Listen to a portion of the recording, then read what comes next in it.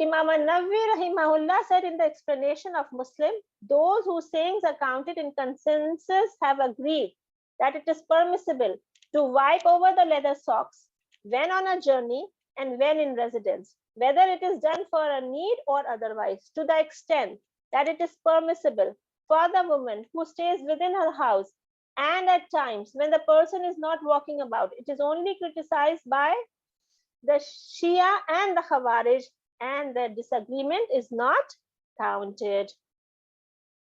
Al-Hasan al-Basri rahimahullah said, 70 of the companions of Allah's Messenger sallallahu alaihi wasallam narrated to me that Allah's Messenger sallallahu alaihi wasallam used to wipe upon the leather socks. And the best thing that is used as evidence for the permissibility of wiping it, which Muslim reported from Al-Amash, from Ibrahim, from Hammam, who said, Jarir urinated and then he performed wudu and he wiped over his leather socks. So it was said, you do this? He said, yes. I saw Allah's Messenger sallallahu alaihi wasallam pass urine and then he performed the wudu. Then he wiped over his leather socks. Al-Amash said, Ibrahim said, this hadith used to please them because the Islam of Jarir happened after Surah Al-Ma'idah came down. So why is it so important of this hadith is that after the hukum of wudu came down, Rasulullah sallallahu alaihi wasallam wiped over the leather socks, which means that this ruling is not abrogated and this is a continuous ruling and we can follow it. And Nabi said, when Allah subhanahu wa ta'ala says, A'udhu billahi minash shaitanir rajim, فَاغْسِلُوا وُجُوهَكُمْ وَأَيْدِيَكُمْ إِلَى الْمَرَافِقِ وَامْسَحُوا بِرُؤُوسِكُمْ وَأَرْجُلَكُمْ إِلَى الْكَعْبَيْنِ.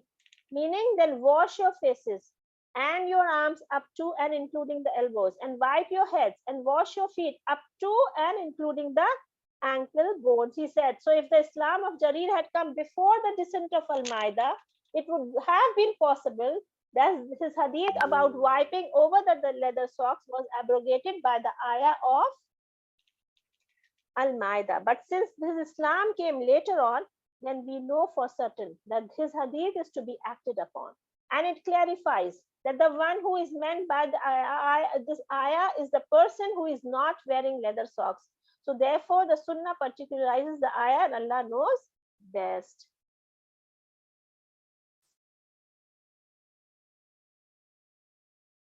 Regarding the socks, there are many narrations of the Sahaba that the socks can be of any kind. They can be leather and they can be of wool, they can be of any other material. Even sometimes they would be having small holes and they would still wipe over it. And these are all narrated from the Sahaba. What are the conditions? It is a condition for the permissibility of wiping that he should wear the leather socks upon the state of having wudu. Any socks, okay? Because it is from the other hadith we know that the Sahaba used to wear socks which were made from other than leather. From Mughira ibn Shoba radiallahu anhu, who said, I was with the Prophet sallallahu alaihi wasallam one night on a journey. So I poured water out for him from the pot, and he washed his face and his two forearms, and he wiped his head. Then I reached down to remove his leather socks, so he said, leave them, because I entered them both in the state of purification, and he wiped over them. So number one is that the person should have worn the socks after making wudu. The time period for wiping, from Ali ibn Abi Talib radiallahu anhu said that Allah's Messenger sallallahu alaihi wasallam laid down 3 days and their nights for the traveler, and 1 day and night for the residents. 3 days and 3 nights for the traveler. From the wiping, so a person wiped the socks at 5 a.m. in the morning. Not a traveler, or she is not a traveler, and from that time he wiped he can wipe wearing the same socks up to the same time next day. After wiping before 5 o'clock, he wiped, suppose at 4 o'clock in the morning, he got up from sleep. He had worn the socks while he was in the state of sleep, and he got him in the morning. He was wearing the same socks and he wiped his feet. With this wiping, his wudu is valid now. Now he can pray his fajr until he breaks the wudu. He can pray his salah.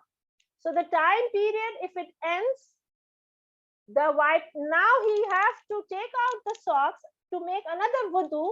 This person has to take off the socks, make another wudu, wear them again, because at 5 o'clock the time period of the wiping was gone.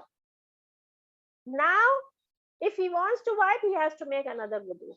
When the person is traveling, that limit will be 3 days. For 3 days that person can do this, as long as he has worn the socks while he was in wudu. So a person is in wudu and he wudu by wiping over the socks, and his wudu is valid. He takes off the socks, his wudu continuously, he puts some, for some reason he puts a cream on his hand, on his feet or something, and wear the socks again.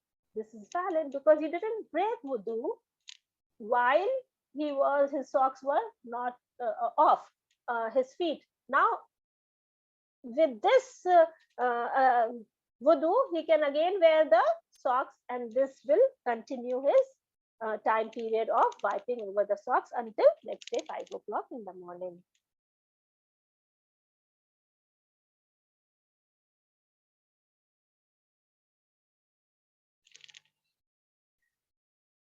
The place of wiping and its description. The place which it is legislated to wipe is the upper surface of the leather socks, because of the saying of Ali ibn Abi Talib radiallahu anh, if the religion were in accordance with opinion, then underneath of the leather socks would have no right to be wiped.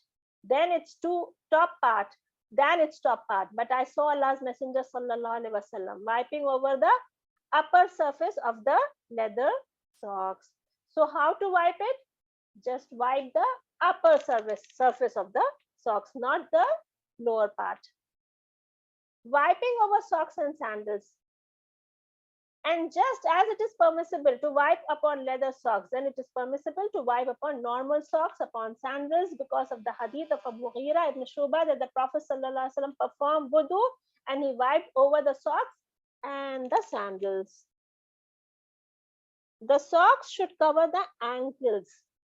The socks which you wear should cover the ankles if they are used for wiping. And from Ubayd ibn Jurayj, who said, it was said that Ibn Umar, we have seen you doing something which we did not see anyone else besides you doing, he said. And what is it? They said, we have seen you wearing these animal hair sandals. He said, I saw Allah's Messenger sallallahu alaihi wasallam wearing them and performing wudu in them, and he wiped over them.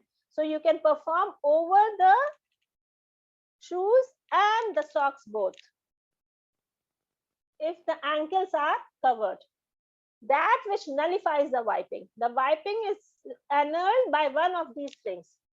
Completion of the time period, because wiping has a time limit, as you have known. So it is not permissible to increase upon the time period which has been established. Janaba. So if one breaks wudu, one can continue wiping. But if one comes in the state of janaba, that is major impurity, that is sexual defilement, then Allah's Messenger sallallahu alaihi wasallam used to command us when we were upon a journey that we should not remove our leather socks for 3 days along with their nights, except from janaba, but rather from passing excrement and urine and sleep. So when one person is in the state of janaba, then one has to take off the socks, take ghusl, and then wear them again to continue to start the time period for wiping. Removing that which has been wiped upon from the feet, because if he removes them and then wears them again, then he will not have entered his 2 feet in the state of purification. So one has to be in the state of purification purification when one wears the socks.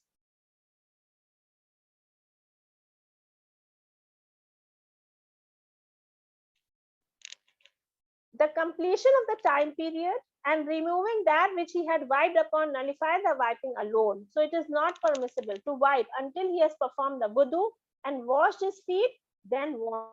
So one breaks, when the time period is over, one has to perform the wudu again and then wear it. However, if he was still in a state of wudu, then when he took off the thing that he wiped over, or when the time period finished, then he remains upon his state of wudu until the wudu is broken, and he can pray with it as he wishes until he breaks his wudu.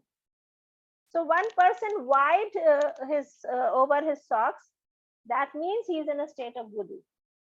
Now, until that state of wudu is valid, that person can pray even if the time of the wiping has passed over. But the wudu, because he made wudu before the time period was over, until this person is in the state of wudu, that wudu is valid for n number of salah. And this is ease from Allah subhanahu wa ta'ala. Sometimes in travel or in certain kinds of weather, when it is difficult for us to make wudu again and again, one person can make wudu, wipe over the socks, and then continue with this wudu as much time as possible until his wudu is valid, even if he has taken off the socks, even if the time period has passed. But once the wudu is broken and the time period is passed, then he has or she has to make another wudu.